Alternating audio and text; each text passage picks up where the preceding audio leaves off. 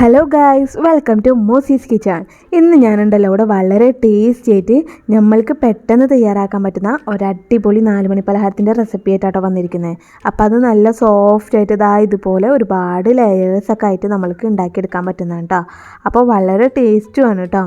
അപ്പോൾ നമുക്കിതങ്ങനെ ഉണ്ടാക്കണം നോക്കിയാലോ. അതിന് മുന്നായിട്ട് തന്നെ നിങ്ങൾ എൻ്റെ ചാനൽ ആദ്യമായിട്ടാണ് കാണുന്നതെങ്കിൽ ഒന്ന് സബ്സ്ക്രൈബ് ചെയ്യുക കേട്ടോ. അതുപോലെ തൊട്ടടുത്തുള്ള ബെല്ലൈക്കണിൽ ഓളും കൂടി ഇനേബിൾ ചെയ്ത് കൊടുക്കുക. അപ്പോൾ നമുക്ക് വീഡിയോയിലോട്ട് പോയാലോ.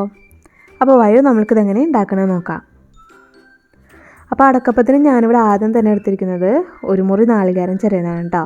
അപ്പോൾ ഇത് നമ്മൾക്ക് മുഴുവനായിട്ട് നമ്മൾ ചിരവിയെടുത്തിട്ടുണ്ട്. ഒരു നാളികേരം മുഴുവനായിട്ടും ചിരവിയതാണ്.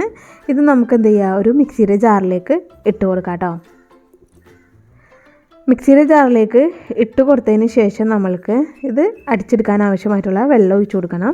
അപ്പോൾ നമ്മൾ ഒരുപാട് വെള്ളം ഒഴിച്ചിട്ടൊന്നും നമ്മൾ അടിക്കരുത്. കുറച്ചൊന്ന് വെള്ളം ഒഴിച്ച് കൊടുത്തിട്ട് ഇതിലൊന്ന് ഇത്ര വെള്ളം ഒഴിച്ച് കൊടുത്താൽ മതി. എന്നിട്ട് ഇതുപോലൊന്ന് നല്ല കട്ടിയിലൊന്ന് നമുക്ക് അടിച്ചെടുക്കാം. അതിന് ശേഷം നമ്മൾക്ക് പാലെടുക്കണം. അപ്പോൾ പാലെടുക്കുമ്പോൾ ശ്രദ്ധിക്കേണ്ട കാര്യം എന്ന് വെച്ചിട്ടുണ്ടെങ്കിൽ 1-ാം പാൽ കൊടുക്കുക, 2-ാം പാൽ കൊടുക്കുക കേട്ടോ. അപ്പോൾ 2-ാം പാൽ കുറച്ച് മതി, ഒരു 2-3 ടീസ്പൂൺ മതി. വേറെ 1-ാം പാൽ നമുക്ക് നല്ലോണം വേണം. അത് ഞാനൊരു വലിയ കപ്പിൽ തന്നെ നല്ലോണം എടുത്തിട്ടുണ്ട് കേട്ടോ. അപ്പോൾ 2-ാം പാൽ കുറച്ചുള്ള ഒരു ചെറിയ കപ്പില്ല, അത്ര ഉള്ള കേട്ടോ. അപ്പോൾ ഇത്രയ്ക്ക് മതി. ഇനി നമ്മൾക്ക് മൈദമാവിലാട്ടോ നമ്മൾ അടക്കപ്പം തയ്യാറാക്കുന്നത്. അപ്പോൾ അതിനായിട്ട് ഞാനിവിടെ ഒരു അരിപ്പയ്ക്കകത്ത് 1.5 കപ്പോളം മൈദമാവ് ഇട്ട് കൊടുക്കുന്നുണ്ട്. എന്നിട്ട് മൈദ നമുക്ക് നല്ലോണം ഒന്ന് അരിച്ചെടുക്കാം കേട്ടോ. അപ്പോൾ അതിൽ വല്ല ഇതുകളൊക്കെ ഉണ്ടെങ്കിൽ, ഇതിൽ ചെള്ളും കാര്യങ്ങളും എന്തെങ്കിലുമൊക്കെ ഉണ്ടെങ്കിൽ അത് പോകാൻ വേണ്ടിയിട്ടാണ്. മാത്രമല്ല അതിലുപരി നല്ല സോഫ്റ്റ് ആവാൻ വേണ്ടിയിട്ടാണ് കേട്ടോ നമ്മൾ അരിച്ചെടുക്കുന്നത്. അതിന് ശേഷം നമ്മൾ അടിച്ചു വെച്ച നാളികേരപ്പാലുണ്ടല്ലോ, അത് നമ്മൾക്കൊന്ന് ഒഴിച്ചു കൊടുക്കാം കേട്ടോ. അപ്പോൾ ഞാൻ ആദ്യം 2-ാം പാലിലാണ് കേട്ടോ, 2-ാം പാലാണ് ഒഴിച്ചു കൊടുത്തിരിക്കുന്നത്. അതിന് ശേഷം ഇതുപോലെ 2 കോഴിമുട്ടയും കൂടിയിട്ട് നമ്മൾ എടുക്കാം കേട്ടോ. പിന്നെ നമ്മൾക്ക് ഇതിലേക്ക് ആവശ്യമായിട്ട് വരുന്നത് മധുരമാണ്. അപ്പം ഞാനിവിടെ ഒരു വലിയ സ്പൂണ് പഞ്ചസാര എടുത്തിട്ടുണ്ട്. അപ്പോൾ ഇത് ഏകദേശം 1/2 ടീസ്പൂണോളം പഞ്ചസാര ഉണ്ടാവും കേട്ടോ. പിന്നെ നമ്മൾക്ക് ഇതിലേക്ക് ആവശ്യമായിട്ട് വരുന്നത് പാകത്തിനുള്ള ഉപ്പാണ്. അപ്പോൾ ഒരുപാടൊന്നും ഇടണ്ട. ഇതുപോലെ 1/2 ടീസ്പൂണ് ഉപ്പ് നമ്മൾക്ക് ചേർത്ത് കൊടുക്കാം കേട്ടോ. അതുപോലെ തന്നെ 1/2 ടീസ്പൂണോളം കരിഞ്ജീരകം കൂടി ഞാൻ ചേർത്ത് കൊടുക്കുന്നുണ്ട്. അതും കൂടി നമുക്കൊന്ന് കഴുകിയതിന് ശേഷം ഇതിലേക്ക് ഇട്ട് കൊടുക്കാം കേട്ടോ. എന്നിട്ട് നമുക്ക് നല്ലോണം ഒന്ന് മിക്സ് ചെയ്യാം. മിക്സ് ചെയ്തതിന് ശേഷം നമ്മൾക്ക് ഇതിൽ തരികളൊക്കെ ഉണ്ടാവും. അപ്പോൾ ഒന്ന് അടിഞ്ഞ് കിട്ടാൻ നമുക്ക് മിക്സിയിൽ ഇട്ടിട്ട് തന്നെ ഒന്ന് അടിച്ചെടുക്കാം. ജസ്റ്റ് ഒന്ന് കറക്കാൻ മതി. നല്ലോണം ഒന്ന് അടിഞ്ഞ് കിട്ടിയിട്ടുണ്ട് കേട്ടോ. അപ്പോൾ ഈ ഒരു കൺസിസ്റ്റൻസിയാണ് മാവിന്. ഇനി നമ്മൾ അടക്കപ്പം തയ്യാറാക്കാൻ പോകുന്നത് ഇഡ്ഡലി നൂലപ്പൊക്കെ ഉണ്ടാക്കുന്ന ഒരു പാത്രത്തിൽ വെച്ചിട്ടാണ്. അപ്പോൾ ഇതുപോലുള്ള ഈ ഓട്ടമുള്ള പാത്രം ഉണ്ടല്ലോ, അത് നമ്മൾക്കൊന്ന് കമഴ്ത്തി വെച്ച് കൊടുക്കാം. കമഴ്ത്തി വെച്ചതിന് ശേഷം അതിൻ്റെ മുകളിലായിട്ട് നമ്മൾക്ക് ഇതുപോലൊരു പാത്രം നമ്മൾക്ക് വെച്ച് കൊടുക്കാം കേട്ടോ. അപ്പോൾ സ്റ്റീലിൻ്റെ പാത്രത്തിലാണ് കേട്ടോ നമ്മൾ ഉണ്ടാക്കേണ്ടത്. എന്നിട്ട് അപ്പോൾ നമ്മൾ വെള്ളം ഇതിൻ്റെ ഇടയിൽ വെച്ചിട്ടുണ്ട്. അപ്പോൾ നമ്മൾ സാധാ ഇഡ്ഡലിക്കൊക്കെ ഒഴിക്കുന്ന വെള്ളം മാത്രം ഈ പാത്രത്തിൽ ഒഴിച്ചു കൊടുത്താൽ മതി കേട്ടോ.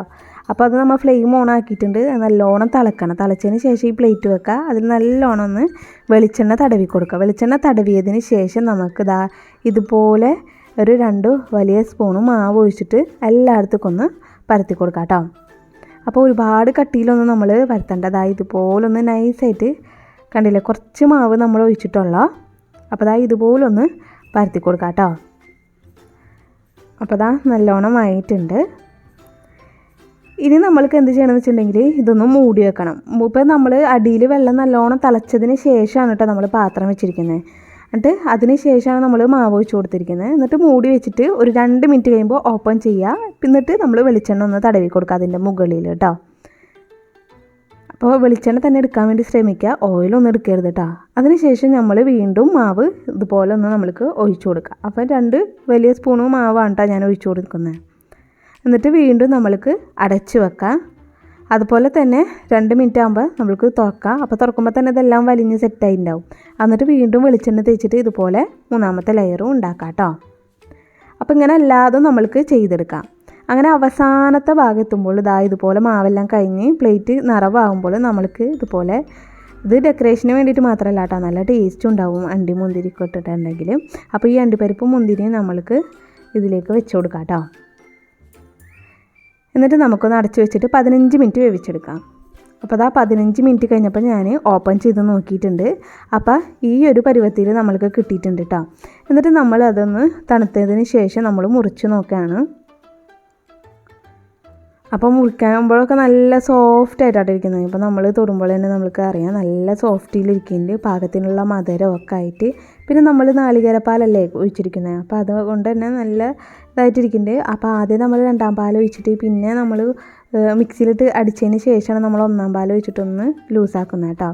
അപ്പോൾ അതാ ഇതുപോലെ ലെയറായിട്ട് നമുക്ക് എല്ലാം ഇതുപോലെ കിട്ടും കേട്ടോ. അപ്പോൾ കണ്ടില്ലേ, ഇതാ ഇതുപോലെ തന്നെ എല്ലാം നമ്മൾക്ക് ഒരുപാട് ലെയേഴ്സ് ആക്കിയിട്ട് നമുക്ക് എടുക്കാൻ പറ്റും കേട്ടോ.